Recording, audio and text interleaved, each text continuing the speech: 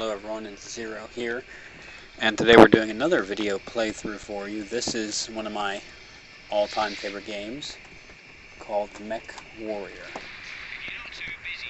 Now, we're going to start off with this game, and I know some of you may or may not be familiar with the MechWarrior game. However, those of you that are know that MechWarrior is a mech-based game based off the BattleTech RPG series. Some of you who are more aware than others will know that BattleTech is the predecessor to the MechWarrior series. BattleTech is one of the original tabletop games that had mech-based combat. Now these ugly little buggers here are called, these are Owens mechs. Normally they're not that difficult. Normally they're not difficult. These are among some of the lower end guys here. I'm actually flying the instant action mode. And one thing I like about this, as opposed to the other ones, is you can actually set up which... I like this as opposed to the primary campaign, because you can choose your opponents, choose your robot, choose your loadout a little bit more precisely. And as you can tell, this ugly bugger is attacking my MFD's mobile field deployers. Those things actually are among one of my most important assets, because they can provide me with ammunition, repair my mech, things like that. Now, if only my allies would get their butts in gear here. Shoot. Problem is, with these giant robots, just like you would expect... damn it. Mobile field base, my bad. MFB, not MFD. They can resupply your ammunition. They can also repair your mech. As you can see, I have a couple little allies following me, and normally they do something, sometimes they don't. As you can see, I actually am sitting inside the giant robot, which is a very nice, one of my favorite things about this game, because it allows you to have that sense of scale and such. To the left here, on my HUD, in the lower left-hand corner, there's actually a schematic, a 3D rendered model of the enemy mech. As you can tell, it's the mech I'm currently targeting, as indicated by the red triangle around it. And right now I'm using my pulse lasers to try to do some damage to this guy. You see his center section there is highlighted in red. That indicated that his torso was taking heavy damage. That was wave 1. In this game, multiple waves of enemies. In this mode, this is wave mode. Multiple waves of enemies will attack you. And when you have a yellow reticle around the enemy, your weapon shots will most likely hit. Now, the reason I normally will put all my weapons, you can fully customize the location of your weapons, and you can see I have weapons groupings. Crap. Come back here. There you are. Weapons groupings actually are very useful. For example, if you want to have all your missiles set to fire or have them set in a group, that way you don't necessarily have to cycle through all of your weapons in order to get the weapons you want specifically.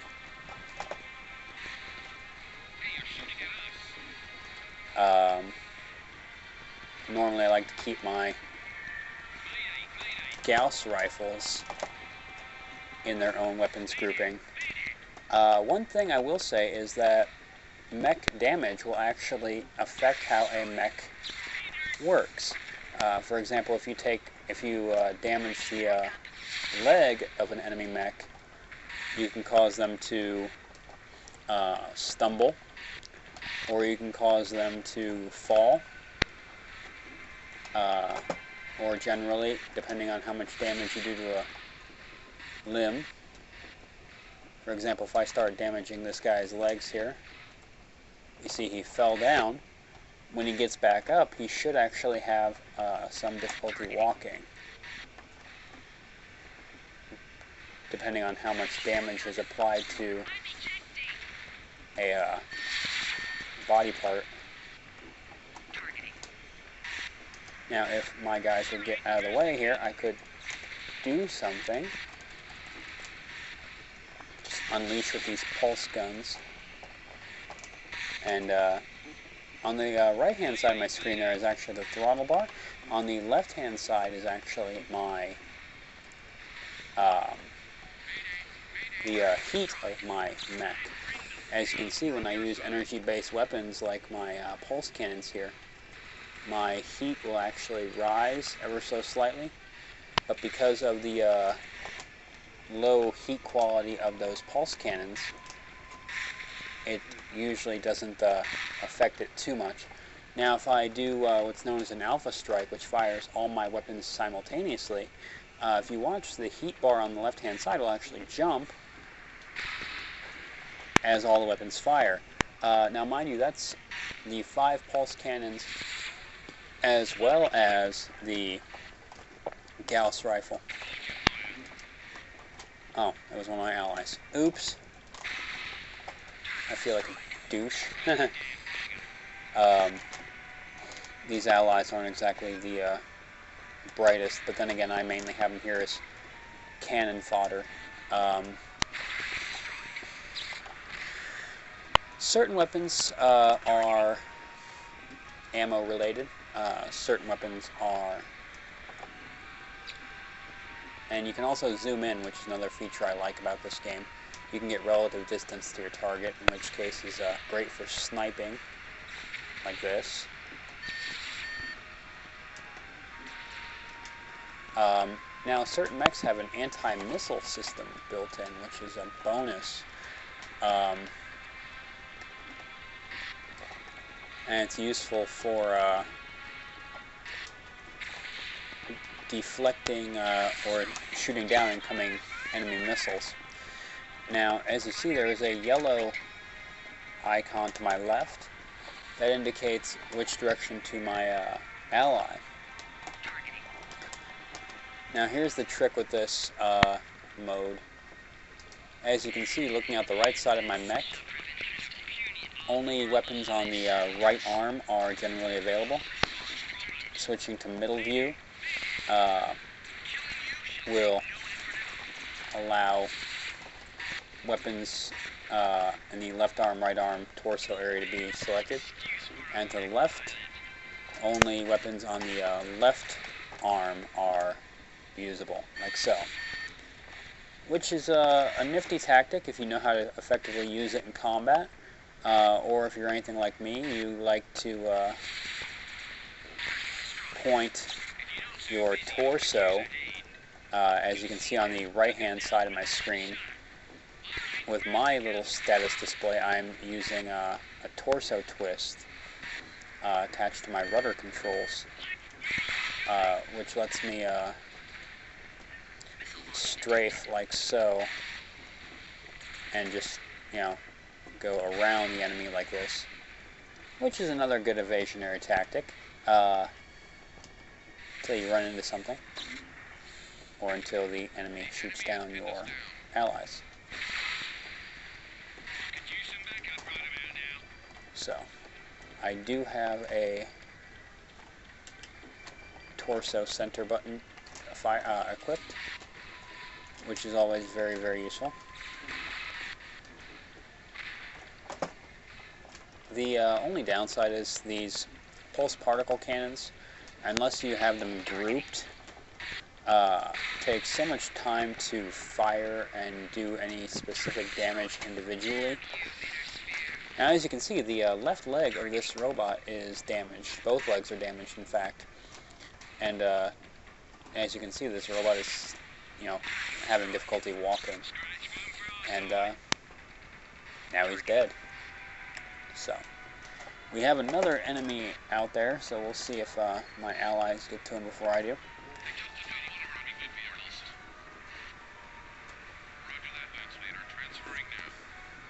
Trying to get my mobile field bases to go where I need them to go.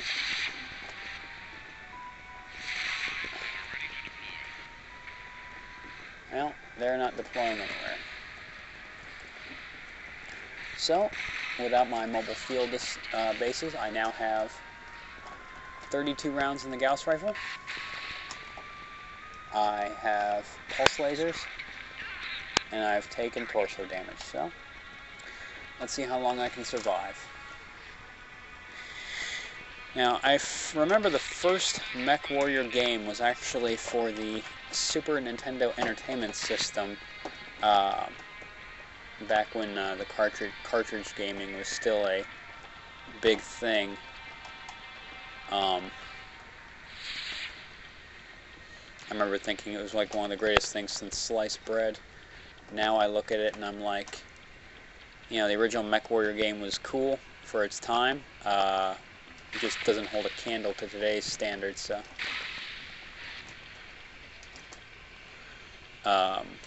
But the game itself has survived, which is always a bonus. MechWarrior has actually had several reincarnations. MechWarrior 2 was for the PlayStation. MechWarrior 3, which is what we are currently playing, was released for the PC. And MechWarrior 4 and its Black Knight expansion, I believe it was the Black Knight expansion. Anyway, MechWarrior 4 and its expansion packs provided countless hours of mech-based gameplay, including adding a few robots which weren't in any of the previous games. The robot I'm currently driving is called the Daishi Mech. There's a upgraded version of this in MechWarrior 4, which has better armor, better weapons capacities. Mechs are generally separated into 4 classes: Scout Mechs, Light Mechs, actually no, 4 classes. Light Mechs or Scout Mechs, like the mech I just destroyed. Medium class mechs, heavy mechs, and assault mechs. Assault mechs are generally in the 100+ ton range and can carry the largest array of weaponry. The Daishi is actually considered to be an assault class mech, making it useful for heavy weapons like the Gauss rifle, which, even though it is an ammo-based weapon, has quite a bit of... Now actually I'm getting my ass handed to me. This is always fun. It's me on 4. So let's go ahead and unload here with my pulse rifles and see how many I can take down, because here we are in wave 4, which means I am, forget how many mechs I've destroyed, but it'll give me a tally at the end of exactly how many robots are destroyed, and as well as my damage when I finally died. Now, you see, if those MFBs, mobile field bases, hadn't been destroyed so early on, I could be using them to actually repair my mech and keep the fight going. And I just... Well, ladies and gentlemen, that was MechWarrior. Apparently I had a ally still alive.